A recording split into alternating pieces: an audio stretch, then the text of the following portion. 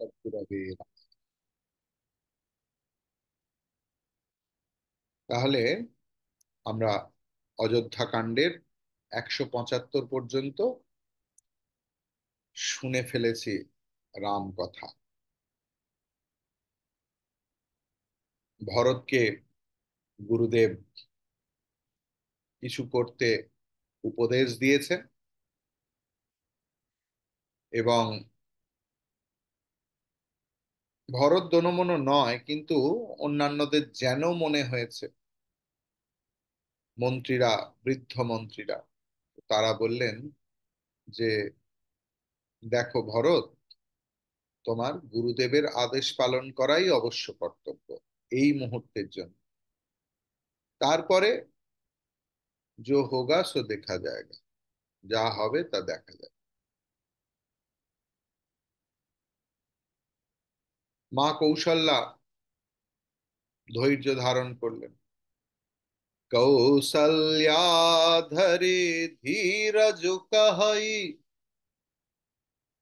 पूत पथ्य गुरु आय सुअहई, सो आदरिय करिय हित मानी, तजिय विषाद काल गति जानी। वन रघुपति सुर पुर नर नाहु, तुम एहि भांति तात कदराहु, परिजन प्रजा सचिव सब अम्बा, तुम ही सूत सब कहा अवलंबा। लखी विधि वाम कालु कठिनाई, धीरजु धरहु मातु बलि जाई, सिर धरि गुर आयासु अनुसरहु, प्रजा पालि परिजन दुखु हरहु, गुर के वचन सचिव अभिनंदनु, सुने भरत हिय हित जनु चंदनु, सुनी बहोरी मातु मृदुवानी, शील सनेह सरल रस सानी। মা কৌশল্যা নিজে ধৈর্য ধারণ করলেন। তার কারণ তার প্রাণাধিক প্রিয় পতির বিয়োগ হয়েছে এবং পুত্র বনবাসে গেছে, কিন্তু তিনি ম্যাচিওর, স্পিরিচুয়াল ম্যাচুরিটি তার আছে। একটু সকলে ভিডিওটা খোলো, আমার দেখতে সুবিধা হয়।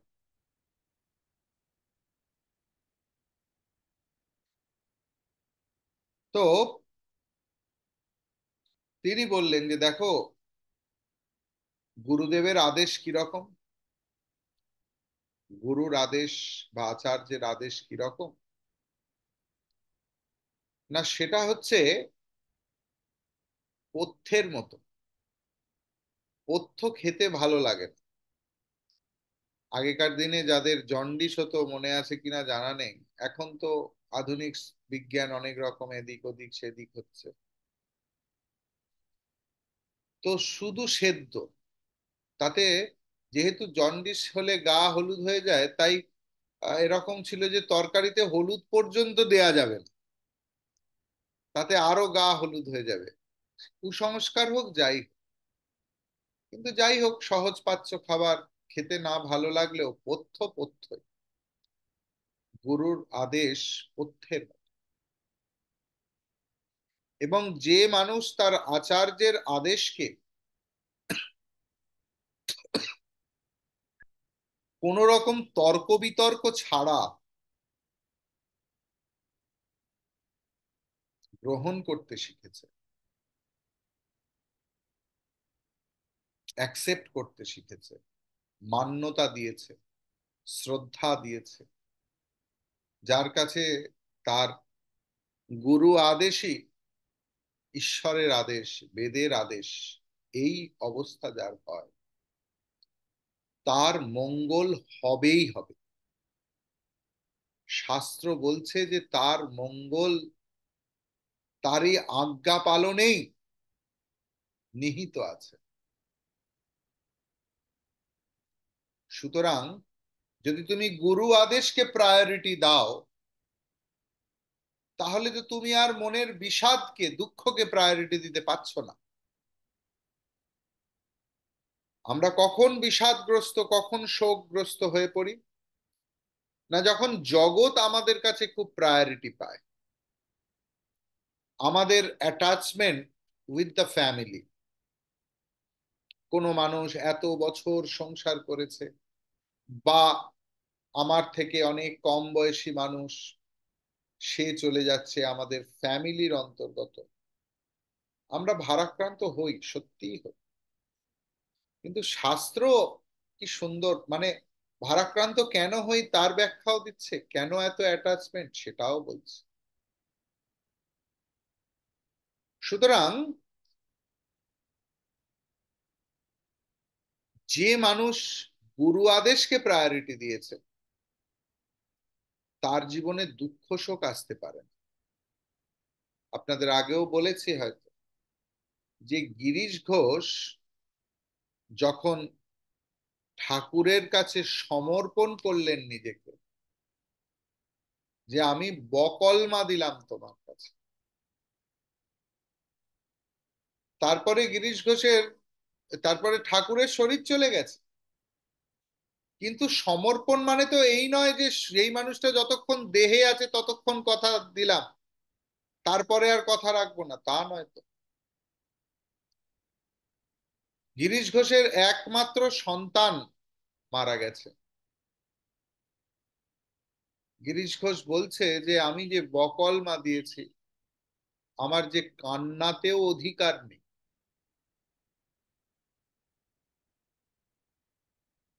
এমনি হলো গুরুর প্রতি শরণাগত গতি হওয়া, শাস্ত্রের প্রতি শরণাগত। এবং যখনই মনে শোক আসবে, জানবেন সৎসঙ্গ থেকে বেস্ট উপায় নেই শোক থেকে বেরিয়ে আসে। There is not a single way, কোনো উপায় নেই। আমরা মুভি দেখতে যেতে পারি, বহু পরিজনের সঙ্গে গাল গল্প করতে পারি, কেউ আরো অনেক পন্থা নিয়ে থাকেন শোককে কাটানোর জন্য, কিন্তু সৎসঙ্গ ছাড়া শোক যাবে না।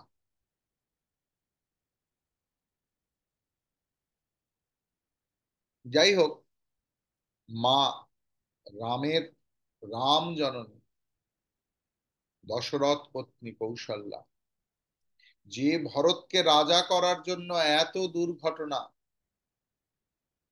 তাকে মা কৌশল্যা, তবেই না রাম জননী। দেখুন জননী কেমন হয়।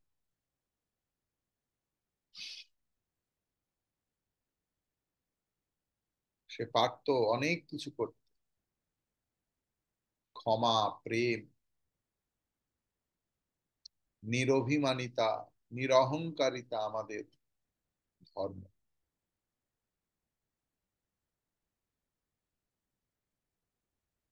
তিনি বললেন যে দেখো, রঘুনাথ বনবাসে গেছে আর মহারাজ স্বর্গে গেছেন, আমার ধারণা তিনি স্বর্গেও রাজত্ব করবেন। যাই হোক, তিনি স্বর্গে রাজত্ব করতে গমন করেছেন, গেছেন।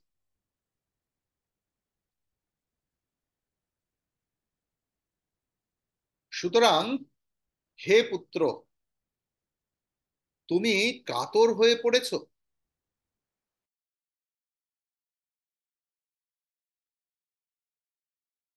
পুত্র, তুমি কিভাবে কাতর হয়ে পড়ছো? তুমি যে আত্মীয় স্বজন, প্রজা, মন্ত্রী আর মাতাদের একমাত্র অবলম্বন স্বরূপ, তোমাকে বুঝতে হবে কত বড় দায়িত্ব তুমি পেয়েছো। It's a responsibility for you. এখন ছেলে মানুষই চলবে না। যখন ছোট বয়সেও সংসারের দায়িত্ব ঘাড়ে পড়ে, তখন ছেলে মানুষই চলবে না। তাই গুরুদেবের আদেশ শিরোধার্য করো, পুত্র আমার, বাবা আমার, প্রজা পালন করো ঠিক ঠিক ভাবে, আদর্শ দিয়ে, যা তোমার বাবার থেকে, গুরুদেব থেকে, শাস্ত্রের থেকে, এরম দেবপ্রতিম দাদা রামের থেকে যা শিখেছো, সেই অনুযায়ী প্রজা পালন করো এবং সকলের দুঃখ হরণ করো।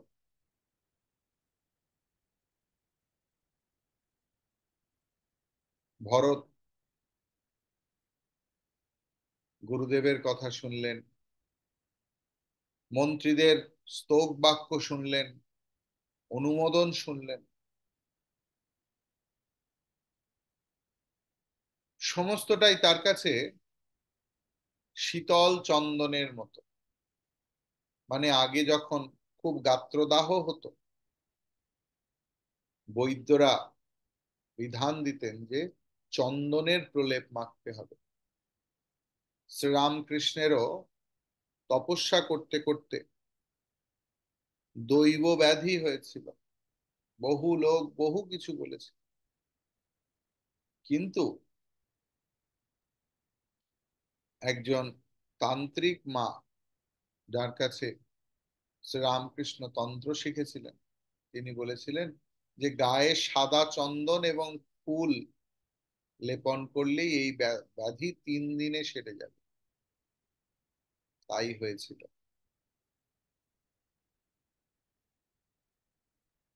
তাই তিনি তারপরে কি করলেন? সবার কথা শুনলেন। আমরা একটা জিনিস দেখেছি কি, আমাদের ভগবান কিভাবে সৃষ্টি করেছেন। আমাদের দুটো কান দিয়েছেন, একটা মুখ দিয়েছেন, 2:1। অর্থাৎ আমাদের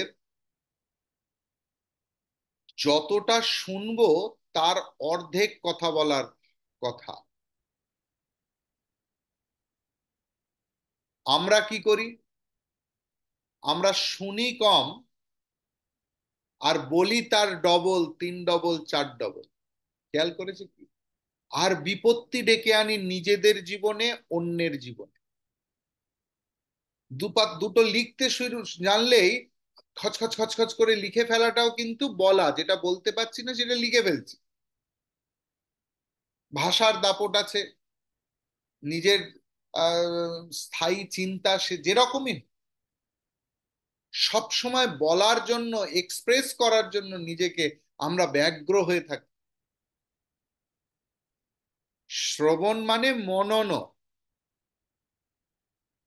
যে মানুষ ঠিক ঠিক শ্রবণ করে সে মননও করে। যে মানুষ ঠিক মতো শ্রবণ করে না সে মননও করে না। তাই সেই মানুষ সব সময় তার চিন্তা থাকে কখন দুটো কথা বলে ফেলবে, দুটো কথা লিখে ফেলবে। অথচ তার দরকার নেই কিছু, তাকে কেউ কখনো প্রশ্ন করেনি, কিন্তু আমাদের মনের মধ্যে সব সময় হচ্ছে আমি কিছু কথা বলে ফেলি, হয় কি না? এবং কোনো না কোনো একটা সমস্যার সৃষ্টি। জ্ঞানী গুণী মানুষ যারা, তারা শোনে বেশি, বলে কম, বা এক্সপ্রেস করে কম। ভরত ঠিক সেই রকম পরিচয় দিলেন। আমরা সব সময় বলি না পরিবর্তন আনতে হবে, বলি তো পরিবর্তন চাই।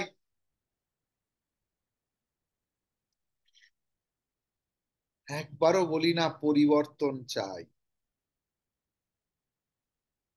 শ্রবণের আগে এবং শ্রবণের পরেও যদি সেই একই বৃত্তি বহন করি আর বলি আমি ছোট থেকেই এই রকম, এটাই আমার স্বভাব, আমি এই রকমই করে আসতে, তাহলে লাভ কি হয়েছে? কিছু স্পিরিচুয়াল এন্টারটেনমেন্ট বেড়েছে মাত্র। আমার জীবনে, আমার চিন্তনে, আমার কথনে যদি পরিবর্তন না আসে, আমি সেই এখনো বক্রভাবে ভাবি, কোনো জিনিসকে সোজা সরল ভাবে দেখতে শিখলাম না। কোনো জিনিস দেখলেই হয়তো এখন বলতে পারি না, কিন্তু মনের মধ্যে গজ গজ গজ গজ গজ গজ গজ গজ চলছে। কোনো জিনিসটাকে সহজ সরল ভাবে দেখতেই শিখলাম না। যে কোনো জিনিস হলেই নিজের মনের মাধুরী মিশিয়ে তা শুরু করে দিলাম খিচুড়ি পাকানো। ওটাও কিন্তু কথা বলা। আমরা সবসময় লোকের সঙ্গে কথা বলার সুযোগ না পেলে নিজের সঙ্গেই কথা বলতে শুরু করি, করি কি না? মৌন। শ্রবণ এবং মননে যে ধীর স্থির এবং এটাকেই যে প্রায়োরিটি দিয়েছে, তার শব্দ বন্ধ হয়ে যাওয়ার কথা হচ্ছে না, মানে শ্রবণ মননে ফাঁক থেকে যাচ্ছে। সাবধান। যাই হোক, মায়ের কথা শুনে, মানে কৌশল্যা মায়ের কথা শুনে, এত সহজ, এত সরল, এত সুমিষ্ট, এত বেদনা, এত যন্ত্রণা পেয়েও মানুষটা বিকারহীন ভাবে সত্যকে মেনে নিয়েছেন কত সুন্দরভাবে। এখানেই তো আমাদের জ্ঞানের পরিচয়। পরিস্থিতি তো আমাদের হাতে নেই। কে কখন মারা যাবে, কে কখন কার কি হবে, আমাদের কারোর হাতে নেই তো। সেখানেই আমাদের শাস্ত্রের সারবত্তা আমাদের মধ্যে, যে আমরা সেই অবস্থায় কতটা ধীর, কতটা স্থির, কতটা সুমিষ্ট, কতটা ক্ষমাশীল, কতটা প্রেমিক থাকি।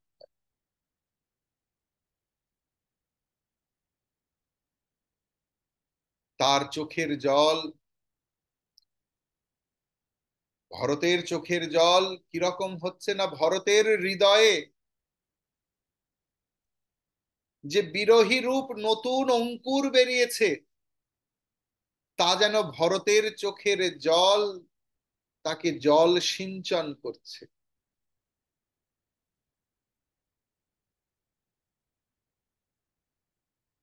ভরতের বিরহ দুঃখ বেড়ে গেল,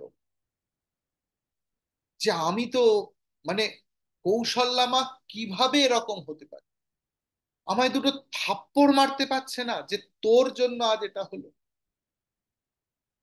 এতটা দয়া, এতটা ক্ষমা, এতটা প্রেম।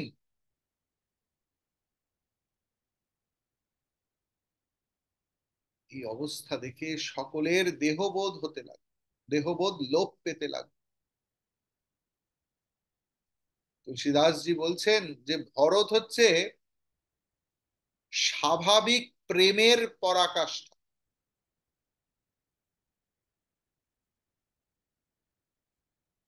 সাধারণত কি হয়, কিছু বিশেষ কিছু দেখে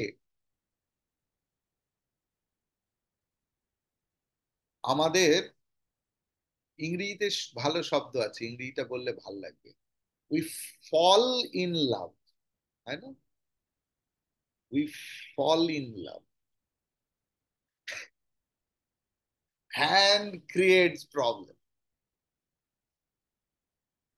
শাস্ত্র আমাদের স্বরূপ চিনিয়ে দিচ্ছে।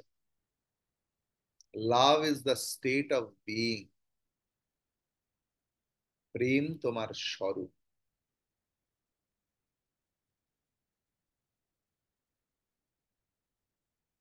প্রেম রূপ। যাই হোক, তুলসীদাসজি বলছেন ভরত প্রেমের পরাকাষ্ঠা, যেন প্রেম স্বরূপ। যে মানুষ প্রেম স্বরূপ হয়, সে ধৈর্যেরও পরাকাষ্ঠা হয়ে ওঠে, অর্থাৎ ধৈর্যশীল হয়ে ওঠে, শান্ত হয়ে যায়, তার মাথা ঝুঁকে থাকে, বরং কেউ জোর করে তুলে দিলেও সে তুলতে চায় না। যদি আমার মধ্যে বিন্দুমাত্র বাসনা থাকে, এইগুলো লোকে আমায় জানবে, চিনবে, সে যেভাবেই হোক, যেভাবে হোক, আমি কাউকে কিছু দিলাম, খাওয়ালাম, পড়ালাম, বাড়ি বানালাম, এত বড় কিছু হলাম, আমার মধ্যে যদি এই বাসনা থাকে যে পিপল শুড রিকগনাইজ মি, জানবে মন শান্ত হয়নি, ধৈর্য আসেনি, প্রেম আসেনি, সাধনা হচ্ছে না, শ্রবণ হচ্ছে না।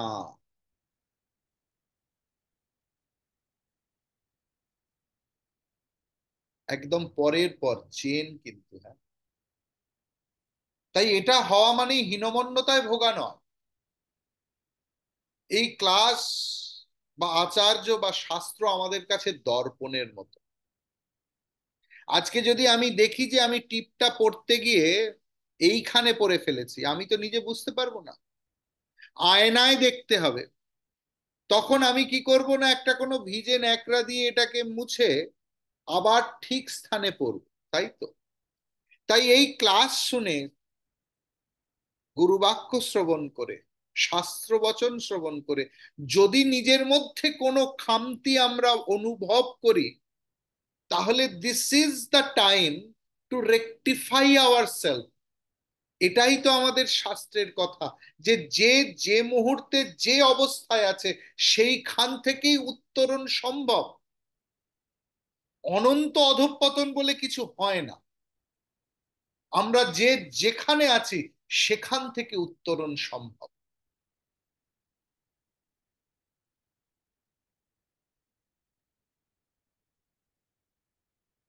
ভরত তখন অত্যন্ত শান্ত চিত্তে তার হাত জড়ো করে তার মৃদু কণ্ঠে সকলকে উত্তর দিলেন যে গুরুদেব আমাকে এই সময়ের উপযোগী যে উপদেশ দান করেছেন, তা প্রজারা এবং এই মন্ত্রিসভা তারা অনুমোদন করেছে। আমি সমস্ত শিরোধার্য করে মাথা পেতে নিয়ে আপনারা যেমন বলছেন, গুরুদেব যেমন বলছেন ঠিক তেমন করতে ইচ্ছুক।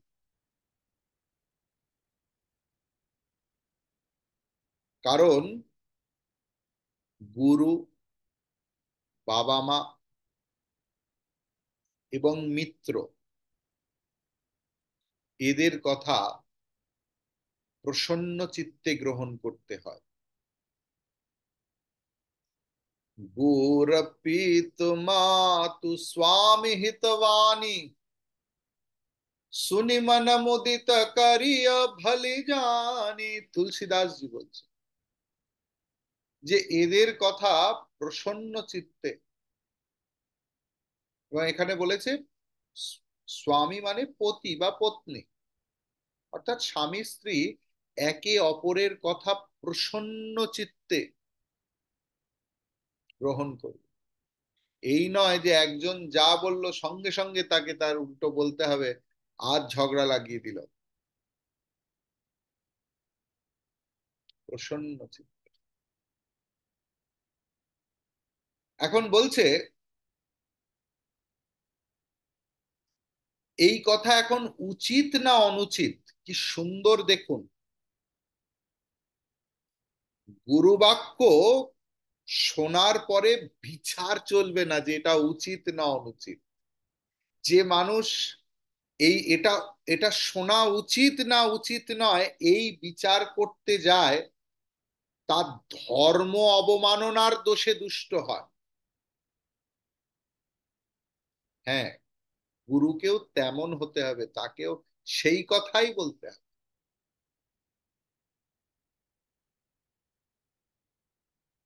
তো যাই হোক, সুতরাং গুরুজনদের কথা বিনা বাক্য ব্যয়ে মেনে নেয়া শাস্ত্রীয় রীতি, এবং তাতে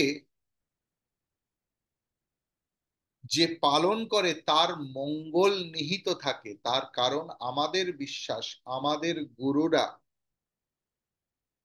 স্বয়ং ঈশ্বর মাত্র, তারা কথা বলেন না। গুরু শক্তি স্বয়ং ঈশ্বর সেই শরীরের মাধ্যমে কথা বলে থাকে। তাই সেই কথা যে মেনে না নেয়, তর্ক করে, উচিত অনুচিত বিচার করে, তার জীবনে শান্তি আসে না। আপনারা দেখে নিতে পারেন যদি নিজেদের জীবনেও এরকম কারোর হতে থাকে। এই কিছুদিন আগে আমি একজনকে জিজ্ঞেস করছিলাম যে আম্মা, এত শোনার পরেও এত মানসিক দ্বিধা দ্বন্দ্ব যন্ত্রণা কেন? বলছে স্বামীজি, আপনাকে বলতে এতটুকু দ্বিধা নেই। আমি জানি আমার অশান্তির কারণ কি, কিন্তু আমি পারছি না। আমি আজ এতটা বয়স হয়ে গেছে, আমি অপারগ হয়ে গেছি। কি সেই কারণ? না, আমার যখন রক্তের তেজ ছিল, আমি গুরু বাক্যে বিশ্বাস করতে পারি, শাস্ত্রের কথা বিশ্বাস করতে পারি, তাই আজ আমার এই পরিণতি। আমাদেরই ক্লাসের। I don't want to take that. তো কথা হচ্ছে, এখন কথা হচ্ছে যে আপনারা তো আমাকে সুন্দর শিক্ষা দিয়েছেন যে এই পালন করলে আমার মঙ্গল হবে, এবং আমি যদি তার সম্যকভাবে হৃদয়ঙ্গম করতে সচেষ্ট হই,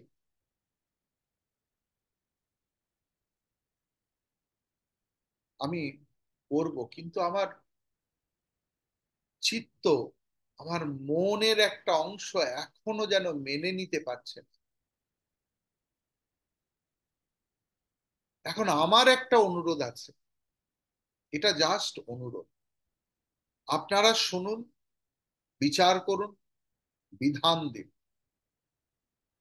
এবং মাফ করবেন, উত্তর দিচ্ছি বলে যেন অপরাধ নেবেন না।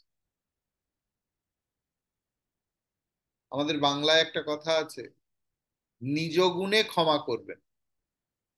মানে আপনি তো গুণী, আপনি তো ক্ষমাশীল। তাই এখানে বলছে যে আপনারা তো সবাই সাধু ব্যক্তি, তারা কি কখনো আমার মতো এই সন্তপ্ত শোকগ্রস্ত ব্যক্তির দোষ ধরেন? আমরা শ্রীরামকৃষ্ণের জীবনে কিন্তু এই একই ঘটনা দেখেছি। ঠাকুর লুচি খেতে ভালোবাসতেন, গিরিশ ঘোষের অনুষ্ঠান দেখতে গেছেন, সবে ফুলকো ফুলকো লুচি ঠাকুরের পাতে পড়েছে, আহা, তার কত আনন্দ হচ্ছে। আর সেই সময় শোক ও সন্তপ্ত মাতাল গিরিশ এসছে এবং ঠাকুরকে এমন এমন প্রস্তাব দিতে শুরু করেছেন যা ঠাকুরের পক্ষে মেনে নেওয়া সম্ভব ছিল।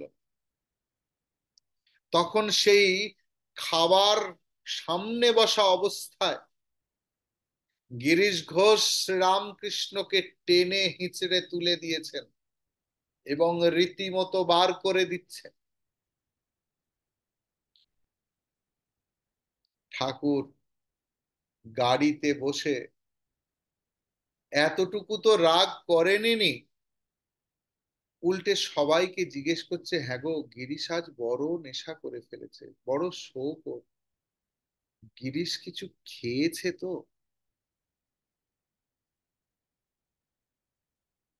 সবাই যখন বলছে যে তোমার কি মাথা খারাপ, এত হল ভর্তি লোকের সামনে তোমাকে ওই খাবারের পংক্তি থেকে তুলে দিল, তোমার কি জীবনে এতটুকু মান অপমান বোধ নেই? ঠাকুর বলছেন, অবোধ শিশু তো বাপকেও লাথি মারে, হ্যাঁ গো, তাতে কি বাপের জাত যায়? তো সাধু ব্যক্তি শোক সন্তপ্ত ব্যক্তির দোষ ধরেন না। আজ পিতৃদেব স্বর্গগত, আমার অগ্রজ বড় ভাই দেবতুল্য শ্রীরামচন্দ্র বনবাসে, আর আপনারা আমাকে রাজত্ব করতে পরামর্শ দিচ্ছেন, রাজা হতে। তাতে হয়তো আপনারা আমার কল্যাণই প্রত্যক্ষ করছেন, কারণ আপনারা তো আমার শুভাকাঙ্ক্ষী। এতে হয়তো সমাজের কোনো মহৎ কাজ হবে, সেই কথাও চিন্তা করছে। কিন্তু আমার মন তো সর্বদা সেইখানে পড়ে আছে, যেখানে জন্ম মৃত্যুহীন সর্বদা সেই এক গুঞ্জন চলেছে, শ্রীরাম জয় রাম জয় জয় রাম, শ্রীরাম জয় রাম জয় জয় রাম।